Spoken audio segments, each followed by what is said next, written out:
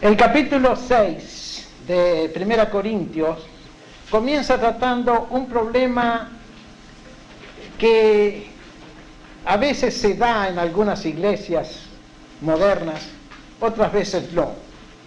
Gracias al Señor hemos superado bastante este problema, pero no crean que se ha superado todavía del todo. El problema son los pleitos que se producen a veces entre hermanos.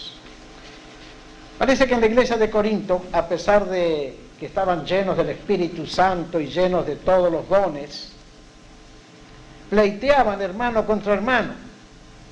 Se llevaban a la corte el menor pretexto, que discutían por una medianera, que discutían por un pago de dinero, que discutían por cualquier cosa. Inmediatamente iban a los tribunales de la ciudad y allí hermano con hermano, cada uno nombraba a su abogado, cada uno nombraba a su defensor y se peleaban delante de las cortes griegas o romanas. Y esto para el apóstol Pablo era un escándalo en la iglesia. No solo porque hubiera pleitos entre hermanos, que entre hermanos no debiera haber pleitos, ¿verdad? Muchas veces en las familias hay peleas, hay pleitos, hay discusiones y hay tiros y balazos también, cuando no se arregla bien, sobre todo una cuestión de una herencia. Porque una familia puede estar muy unida, ser muy amigables unos con otros, hasta que llegue el momento de repartir la herencia que dejó el papá o el tío millonario. Entonces el ser humano deja de ser humano y se convierte en lobo, en buitre, en pantera, en basilisco, en vampiro. Vaya a saber en cuántas cosas se convierte el ser humano cuando hay $1.000.000 de por medio. Y esto es una falta.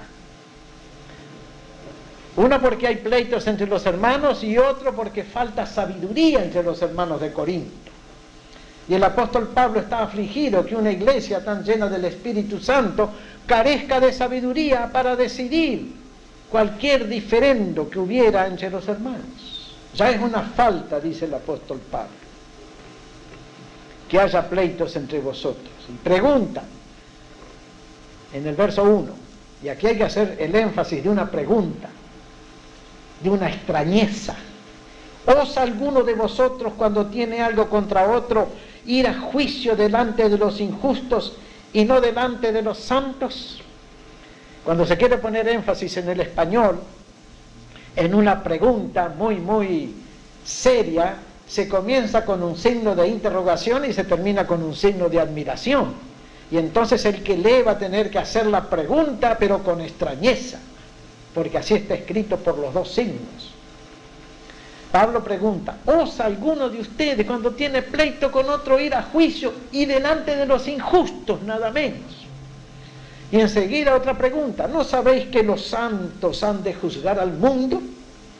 Y si el mundo ha de ser juzgado por vosotros, otra pregunta, ¿sois indignos de juzgar cosas muy pequeñas? Lo que está diciendo Pablo aquí es inmenso. Algún día nosotros vamos a juzgar al mundo, vamos a juzgar a los ángeles rebeldes y vamos a juzgar a los demonios en el gran tribunal de Dios. Cuando se forme el juicio del gran trono blanco, que es el juicio final, Apocalipsis 20 habla del juicio del gran trono blanco, Dios va a llamar a los creyentes capacitados en sabiduría para que hagan de jueces. Así que, hermanos, el estudio de la Biblia debiera conducirnos a poseer sabiduría suficiente para juzgar algún día a los grandes de este mundo, a los reyes, a los emperadores, a los generales, a los descubridores, a los científicos, a los literatos, a los filósofos, a los teólogos, a los artistas. Nosotros los vamos a juzgar y les vamos a decir, tú te equivocaste en esto, tú fallaste en esto otro, tú tuviste la oportunidad de humillarte ante Cristo y no lo hiciste. Los grandes del mundo van a pasar delante de nosotros en el juicio y nosotros, si estamos capacitados, vamos a ser jueces de ellos. Pero si no estamos capacitados, vamos a tener que ir simplemente a la barra a ver cómo se sustancia el juicio delante de nosotros. Vale la pena estudiar la Biblia mirando el futuro, mirando aquel día grandioso del juicio final, cuando nosotros vamos a juzgar al mundo. Pablo está consternado que después de haber estado 18 meses en Corinto y de haberles enseñado la Biblia, 18 meses, todavía los corintianos se peleaban unos con otros y enseguidita cada uno con su abogado favorito corrían a los tribunales. A mí me da muchísima pena cuando veo que cristianos, que se dicen grandes cristianos, andan acudiendo a abogados inmediatamente cuando tienen un problema con otro hermano. Cada uno tiene su abogado que lo defienda. ¿Y a dónde está el Espíritu Santo? ¿Y a dónde está la palabra de Dios? ¿Y a dónde está la sabiduría que debiéramos tener los cristianos para juzgar cualquier cosa que haya en la iglesia? Así como en las familias bien hechas, hermanos, todo problema interno debe solucionarse internamente, problemas entre marido y mujer, problemas entre padres e hijos, así también en la iglesia, todo problema debe solucionarse dentro de las cuatro paredes y nunca salir a la calle para nada. Eso es lo que está diciendo Pablo aquí. ¿No sabéis que hemos de juzgar a los ángeles? ¿Cuánto más las cosas de esta vida? Y en el verso 4 dice una cosa interesante. Si, pues, tenéis juicio sobre cosas de esta vida, ¿ponéis para juzgar a los que son de menor estima en la iglesia? Parece que Pablo consideraba a los menos estimados en la iglesia como los más sabios. Y así pasa siempre. Así pasa siempre. Yo he comprobado eso a lo largo de 45 años que soy creyente y he conocido iglesias en el Uruguay, la Argentina, Chile, Perú, Ecuador, Colombia, todo Centroamérica, Puerto Rico y Estados Unidos en varios estados. Los hermanos más sencillos y humildes, los más calladitos en la iglesia, son los que tienen más sabiduría. Sí, son los que tienen más sabiduría. Y aquellos que hablan mucho son los que tienen menos sabiduría. ¿No es así? Y Pablo pregunta, si ustedes tienen un problema, elijan a los más pobrecitos y humildes de la iglesia, un ancianito, una ancianita, un hermano pobrecito que quizás no sabe leer ni escribir, pero está lleno del Espíritu de Dios y lleno del amor de Cristo, y ese hermano va a saber juzgar entre hermano y hermano. Porque esas paradojas se dan en la iglesia de Jesucristo. En otro lado, Pablo recomienda, si alguno quiere ser sabio, hágase simple para ser sabio. Eso es propio del cristianismo, porque el cristianismo es paradojal. La muerte se convierte en vida. Perder la vida es ganarla. Renunciar a todo es tener todo. El cristianismo es paradojal. Y así en la iglesia hay una paradoja. Los hermanos más calladitos y humildes son los más sabios. Y los más parlanchines, los más palabreros, son los menos sabios.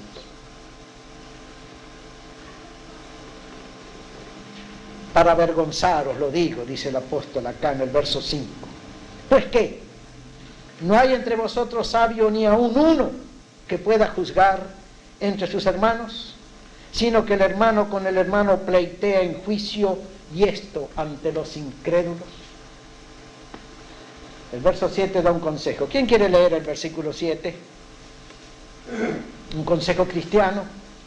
1 Corintios 6, 7.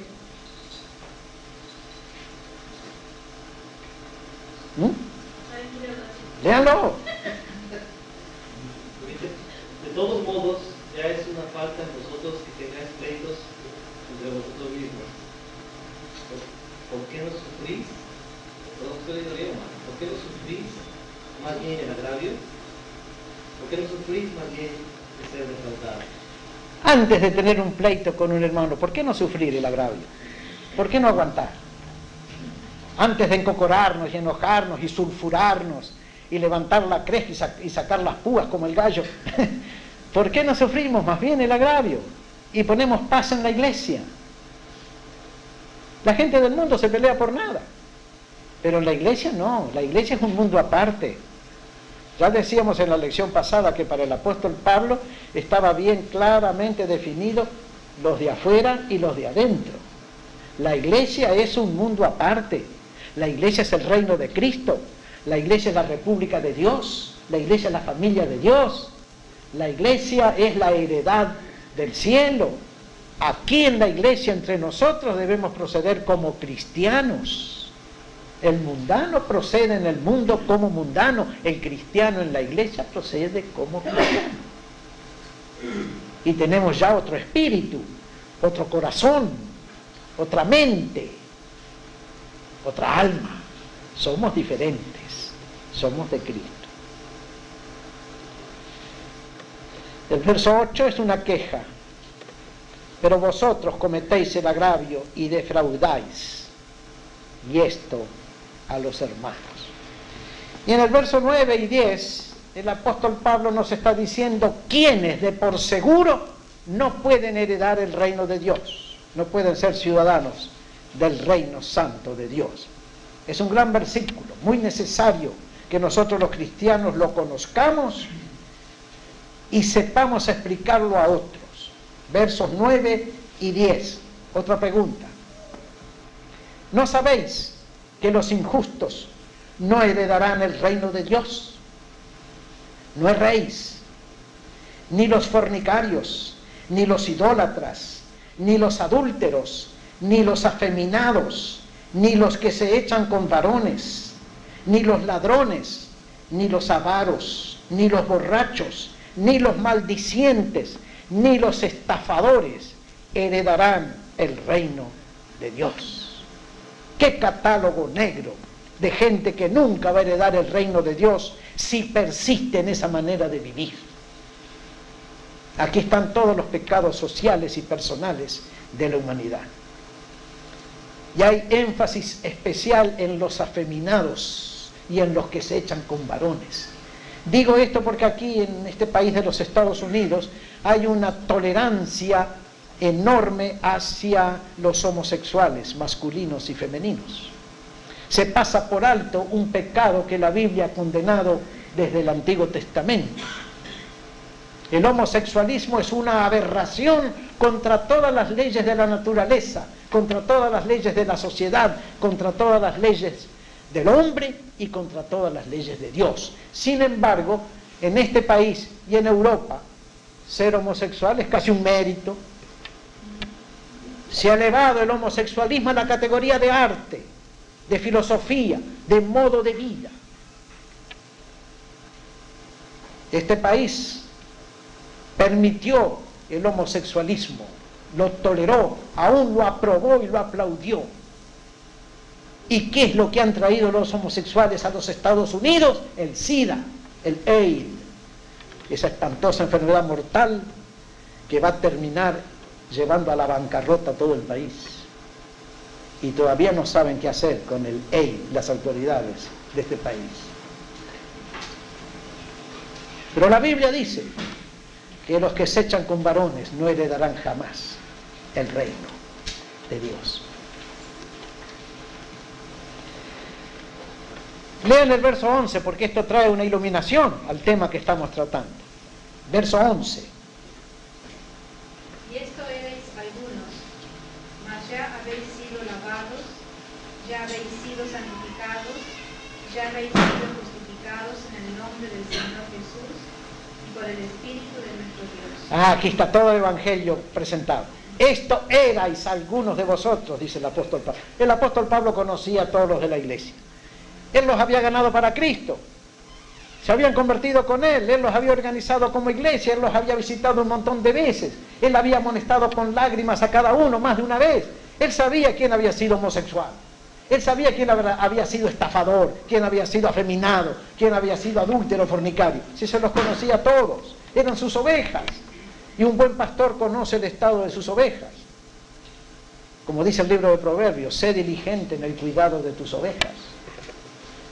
Pero Pablo sabía también que antes habían sido eso, pero desde que se habían convertido a Cristo eran otra cosa. Esto erais algunos de vosotros, pero ahora habéis sido lavados por la sangre de Jesucristo, habéis sido santificados por la palabra de Dios y el poder del Espíritu Santo, habéis sido justificados en el nombre de Jesús. Eso es el Evangelio en su prístina pureza. Y por el Espíritu de nuestro Dios. Antes habían sido todos los pecadores que ustedes quieran, pero ahora, desde que se habían convertido, eran otra cosa. Y yo creo, mis queridos hermanos, que todos los que estamos aquí podemos decir lo mismo. Antes yo era así o asá, pero desde que conocí a Cristo soy diferente, soy otro. Tengo otro carácter, tengo otro espíritu, tengo otra moral, tengo otro destino.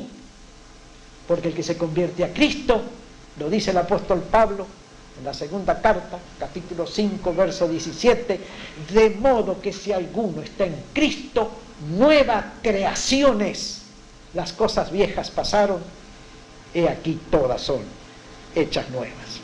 Ese versículo de 2 Corintios 5, 17, de modo que si alguno está en Cristo, nueva creación es. Así la palabra creación puede traducirse también como poema. Poema. Bien puede decirse, de modo que si alguno está escrito, es un nuevo poema. Pero poema clásico, un poema clásico es una poesía que tiene ritmo, cadencia, rima, sentido, movimiento y culminación. Esas son las leyes y virtudes de la buena poesía española. Y si un creyente en Cristo está bien convertido, es un poema nuevo. Y como poema de Cristo, él también tiene que tener sentido, rima, cadencia, mensaje, equilibrio y belleza. Qué lindo saber que somos poema de Cristo, pero poema bien escrito, ¿se entiende, no? Poema bien hecho, poema conforme a las normas clásicas de la poesía, con sentido, con rima, con cadencia, con armonía. Qué lindo una iglesia que tenga sentido, rima, cadencia, armonía, ¿no es cierto? Una iglesia que seamos todos notas musicales y que todos formemos un coro, una melodía, una sinfonía.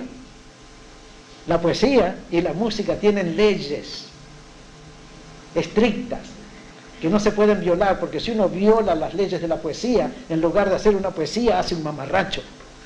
Y si uno viola las leyes de la música, en lugar de producir una delicada sinfonía, un poema sinfónico, un concierto, lo que fuere, produce esos sonidos discordantes del rock.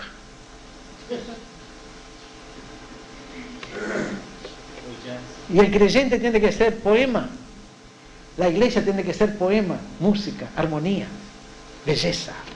Todo eso está encerrado aquí en lo que está enseñando la Biblia respecto al carácter del cristiano y de la iglesia.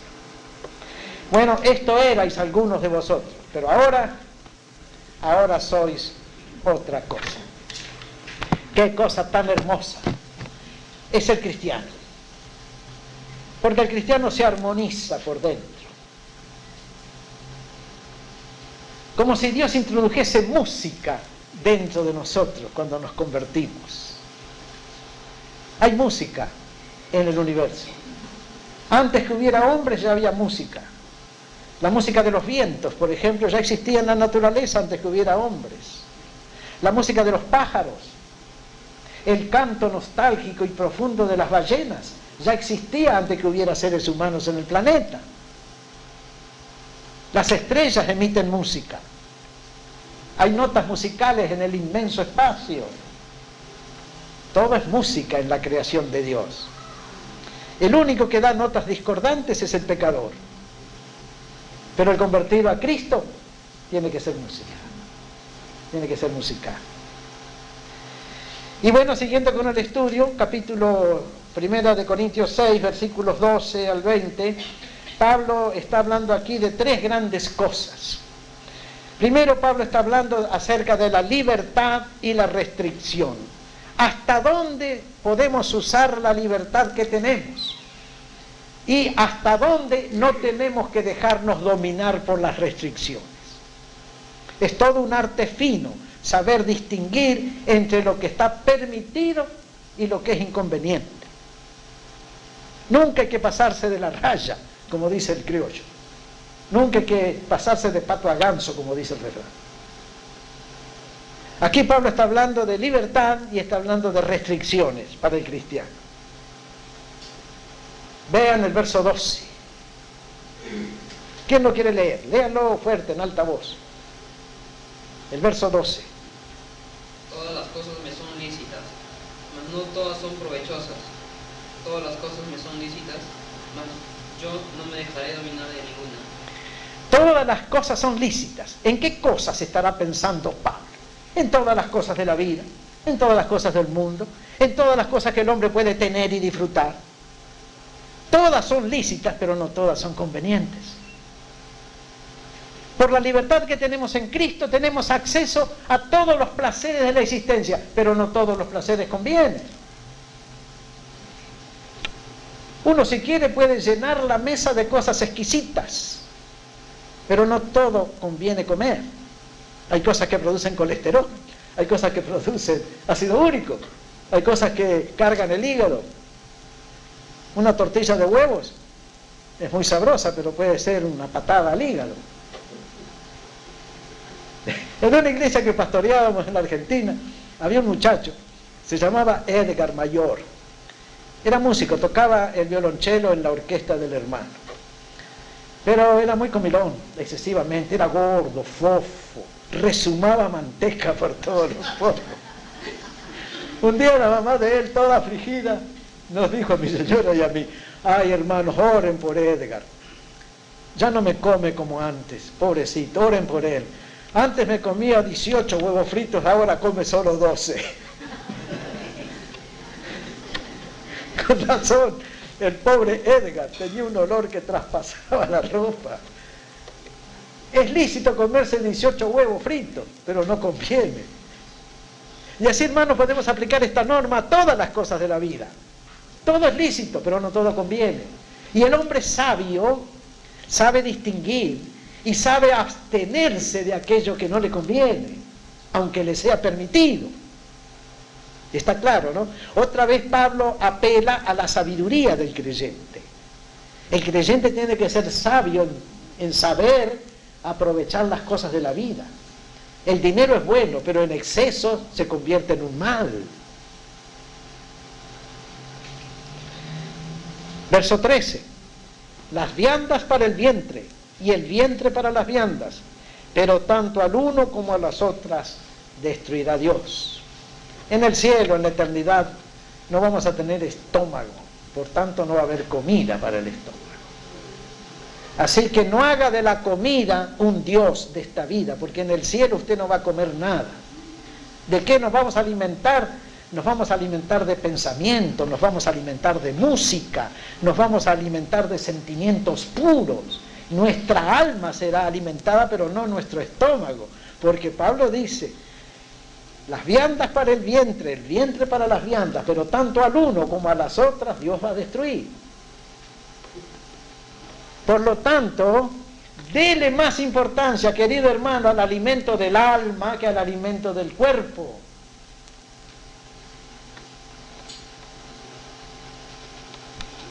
Y Dios, que levantó al Señor, también nos levantará con su poder. Ahora viene otro concepto, el concepto de cuerpo. Para Pablo la iglesia es el cuerpo de Cristo. Este es un concepto profundo, fenomenal. ¿Alguien quiere leer los versículos 15 al 18? Pero léalo fuerte, de pie. A ver allá Ricardo, que tiene ganas de leer.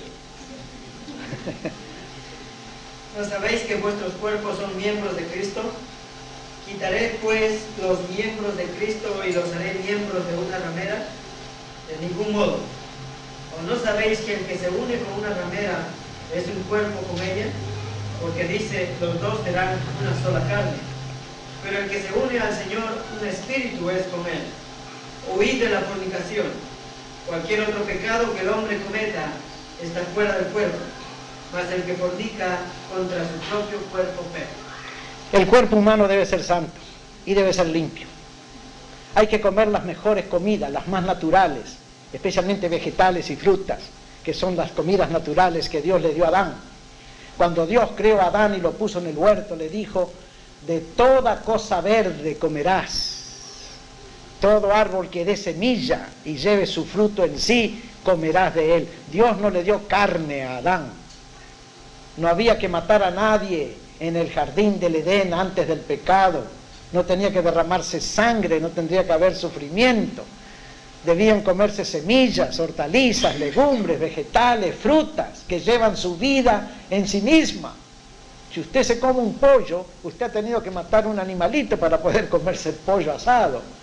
Pero si usted se come un durazno, no ha matado a nadie, porque se comió la pulpa y dejó el hueso, el cuesco, que es vida. Si usted entierra ese cuesco de ese durazno que se comió, ese cuesco, esa semilla, le va a dar a usted un duraznero, y dentro de algunos años usted va a tener decenas de duraznos para comer. Comer vegetales no es matar nada, pero comer animales es matar animales. Por eso Dios le dijo a Adán: de toda fruta verde comerás, de toda cosa verde comerás. El cuerpo tiene que ser limpio con lo que comemos. Y luego viene una palabra fuerte: huyan de la fornicación. Porque el que se junta con una ramera según una ley eterna establecida por Dios, se hace un cuerpo con esa ramera. Todo acto sexual es una unión. Y para los ojos de Dios es una unión de cuerpos. Y unir el cuerpo del creyente santo al cuerpo de una ramera es, pues, contaminarse de la ramera. Pero unirse al Señor es ser un espíritu junto con Él. Cualquier pecado que uno comete está fuera del cuerpo. Si usted le da un puñetazo a una persona, es pecado pegarle a otro. Pero ese pecado está fuera del cuerpo suyo. Pero si usted se emborracha, usted ha metido pecado dentro de usted. Si usted se mete droga, ha metido pecado dentro de usted. Y si usted fornica con una ramera, ha cometido pecado porque ha manchado su cuerpo. Ha pecado contra su propio cuerpo. Y el cuerpo nuestro es templo del Espíritu Santo. Así como la iglesia, la congregación, es cuerpo de Cristo. Y tiene que ser santo también. Es delito profanar un templo cualquiera. Si usted va a pintar cruces suásticas en una sinagoga judía, es delito. Si lo agarra la policía, lo arresta y usted va a tener que pagar una multa tremenda porque profanó un templo. Si usted entra en una iglesia católica cuando están celebrando la misa y se pone allí a hacer cosas impropias, usted está profanando un templo. Lo van a castigar. Lo mismo si entra en una mezquita musulmana.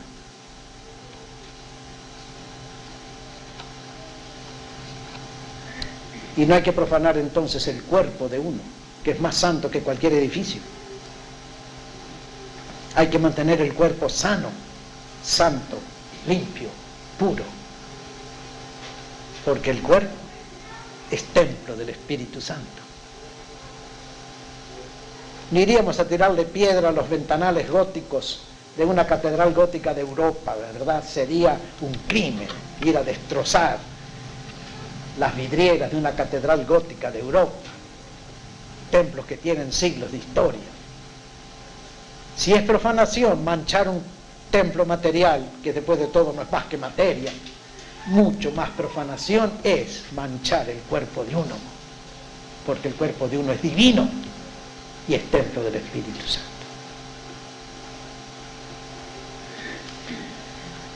Y luego el concepto de templo en los últimos versículos 19 y 20. 1 Corintios 6, 19 y 20. ¿Alguno quiere leer estos dos versículos? Fuerte también. ¿O ignoráis que vuestro cuerpo es templo del Espíritu Santo, el cual está en vosotros, el cual tenéis de Dios y que no sois vuestros?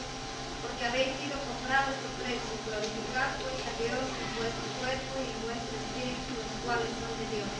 Ah, si tan solo pusiéramos en práctica todo esto, ¿cómo cambiaría nuestro concepto de nosotros mismos? El concepto de nuestra vida. ¿O ignoráis que vuestro cuerpo es templo del Espíritu Santo, el cual está en vosotros, el cual tenéis de Dios, y que no sois vuestros? Detengámonos en esta pregunta: que no sois vuestros. Yo no soy de mí, yo soy de Cristo. Ustedes no son de ustedes, ustedes pertenecen a Dios, pertenecen a Cristo, si son cristianos. Ustedes han cedido el derecho de propiedad de vuestra vida. Han abdicado su título de propiedad sobre ustedes, se lo han entregado a Cristo. Ustedes le han dicho a Cristo, ya no soy más mío, ahora yo soy tuyo. Tú eres mi dueño, tú eres mi amo. Ya no sois vuestros, sois de Cristo. ¿Por qué? Porque habéis sido comprados por un precio. ¿Qué precio? El precio de la sangre que derramó Jesús en la cruz del Calvario. Miren cuán valiosos somos. Cristo derramó su sangre en el Calvario para comprarme a mí, para que yo sea de Él. ¿Cuánto valemos cada uno de nosotros, puesto que Cristo derramó en la cruz su sangre para comprarnos, para que seamos de Él, su propiedad, su herencia,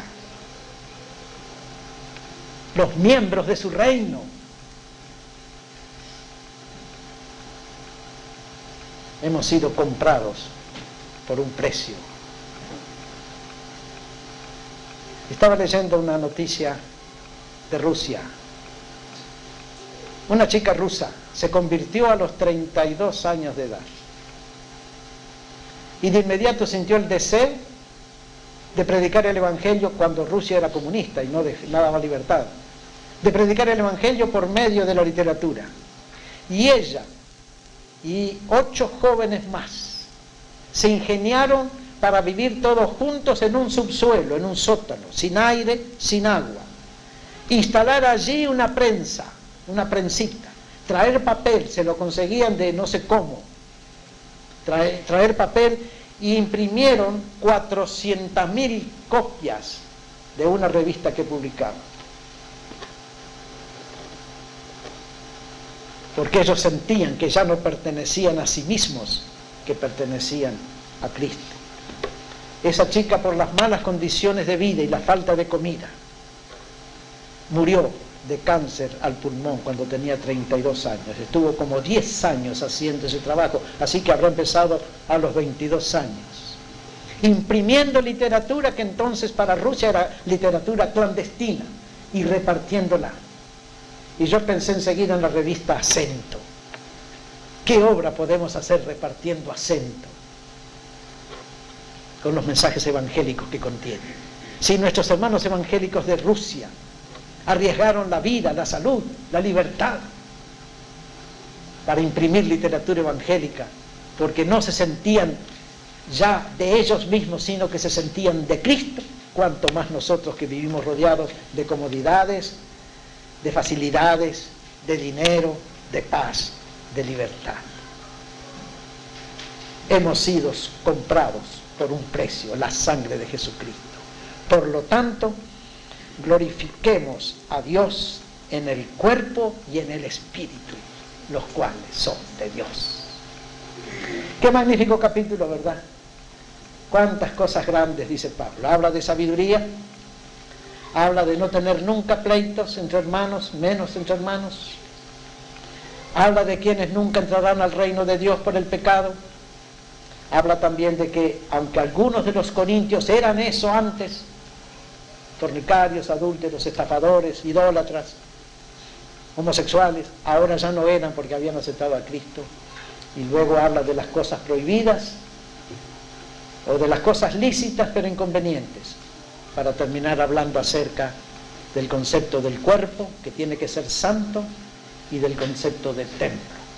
El verdadero templo de Dios no es un edificio, por hermoso que fuere,